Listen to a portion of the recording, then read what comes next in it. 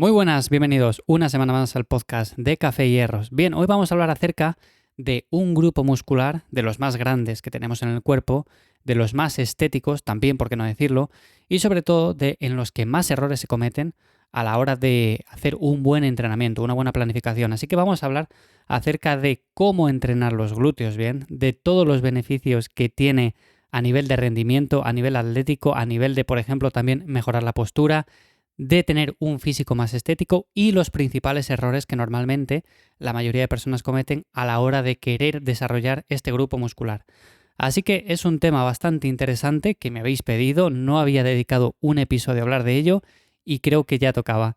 Así que antes de nada, como siempre, os recuerdo que me encontréis en mi web ivyamazares.com, ahí os echo una mano para entrenar mejor y si queréis recibir un contenido adicional a este, lo tenéis en lifters.es.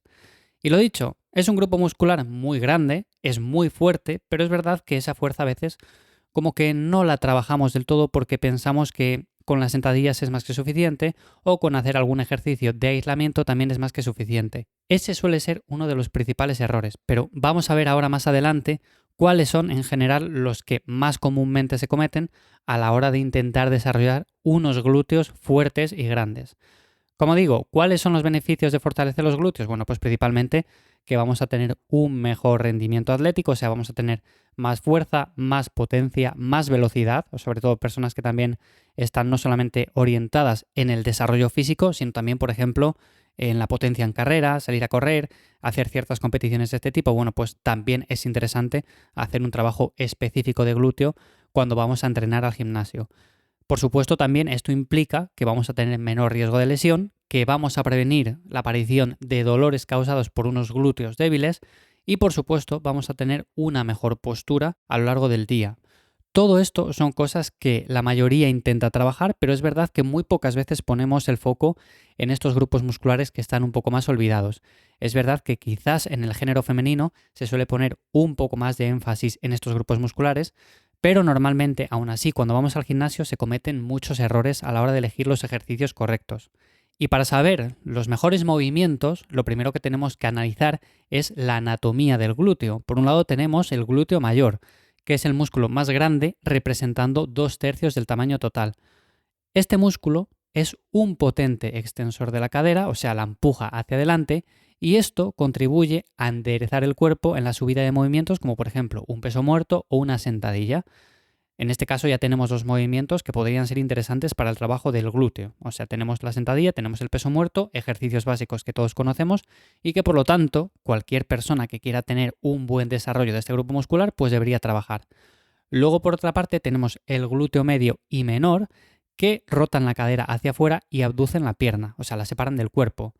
Normalmente la debilidad del glúteo medio suele derivar en mala estabilidad y más dolores de espalda baja. O sea, por ejemplo, si normalmente vemos a una persona correr y vemos que las caderas le bailan demasiado de un lado hacia otro con cada zancada que da, esto, además de que genera un riesgo elevado de lesión, nos puede indicar que tiene un glúteo medio débil. Sería cuestión de trabajarlo con ciertos ejercicios que ahora voy a comentar más adelante. Esta, en principio, sería la anatomía del glúteo. Tenemos glúteo mayor, glúteo medio y glúteo menor.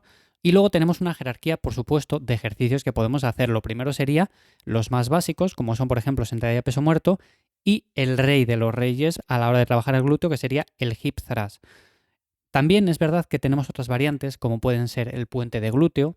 Lo que pasa es que tiene un menor rango de recorrido, lo podemos hacer sin banco, pero a la hora de desarrollar esta musculatura es un poco peor. De todas maneras, es también, como digo, una buena variante. A partir de estos básicos, luego tenemos una variedad de ejercicios de asistencia y por último tendríamos los ejercicios de aislamiento. Pero quiero que os quedéis principalmente con esto. Si una persona quiere desarrollar los glúteos y va directamente a los últimos ejercicios, a los ejercicios de aislamiento en máquina, normalmente, aunque sí que es verdad que puede desarrollarlos un poco, no lo va a estar haciendo con todo su potencial si no trabaja estos ejercicios más básicos o estos movimientos más básicos. Así que principalmente deberíamos de intentar planificar la rutina para poder hacer tanto una variante de sentadilla, una variante de peso muerto y una variante de puente de glúteo o hip thrust. ¿Cuáles son los mejores ejercicios ahora sí para los glúteos? Bueno, pues lo dicho, vamos a fijarnos primero en esos ejercicios básicos y a partir de ahí podemos distinguir también entre diferentes ejercicios dominantes de cuádriceps, dominantes de cadera o dominantes de glúteo. Estos dominantes de glúteo son principalmente el hip thrust, el puente de glúteo o las patadas de burro. Una recomendación que sí que suelo hacer, sobre todo al hacer hip thrust, es colocar una banda de resistencia entre las piernas para de esta forma potenciar el ejercicio involucrando el glúteo medio. Cuando hagamos la fase concéntrica, lo que vamos a hacer es intentar abrir las piernas hacia afuera y por lo tanto vamos a involucrar más esta zona. Por otra parte, algún apunte muy básico sobre ejercicios como la sentadilla es que si queremos involucrar más la zona de los glúteos, sería interesante buscar la mayor profundidad posible y no solamente quedarnos en una media sentadilla o una sentadilla al cajón.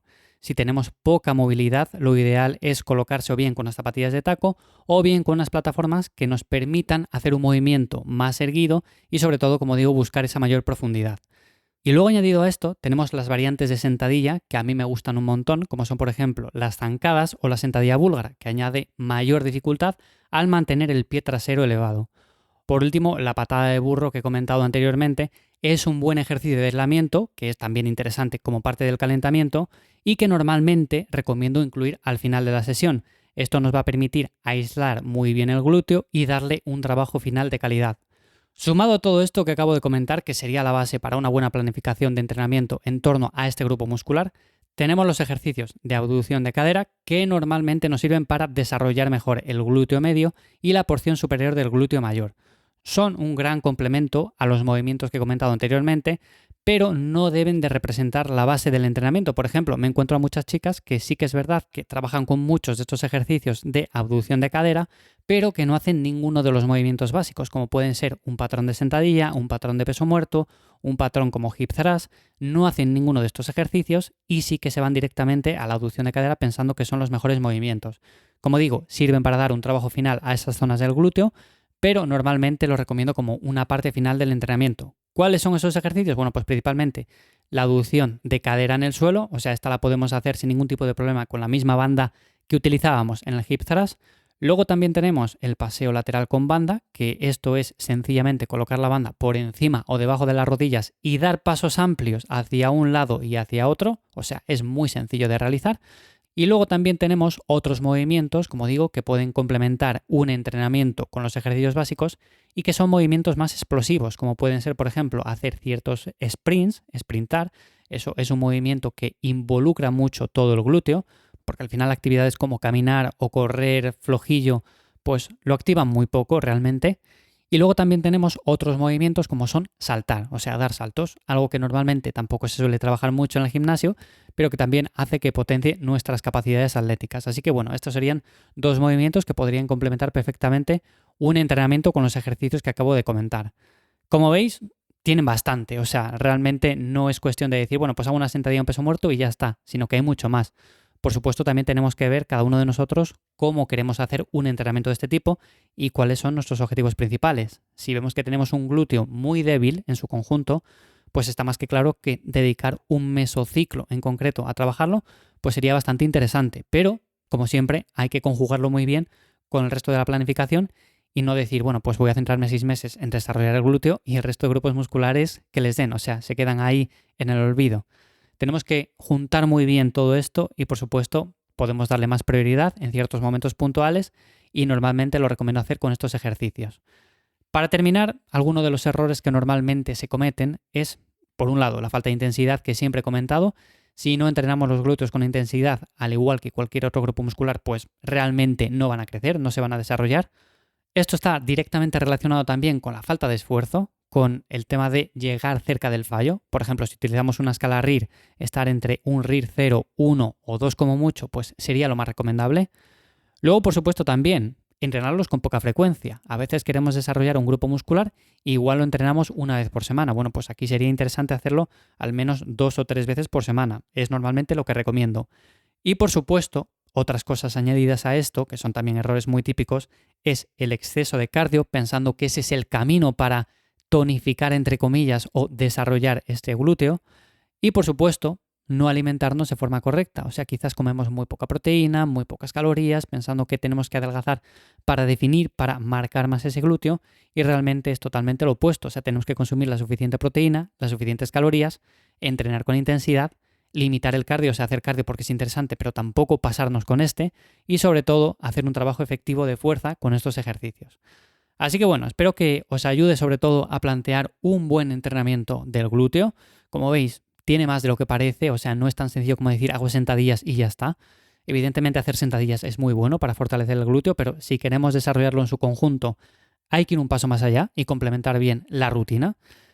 Y lo dicho, si tenéis alguna duda acerca de este tema, bueno, pues comentármela en Instagram, como siempre, en @ivyamazares. También podéis encontrarme en mi web, ivyamazares.com. Y como digo siempre, espero que este episodio os haya resultado interesante y lo podáis aplicar. Nada más, nos escuchamos de nuevo en Café y Hierros en 7 días. ¡Chao!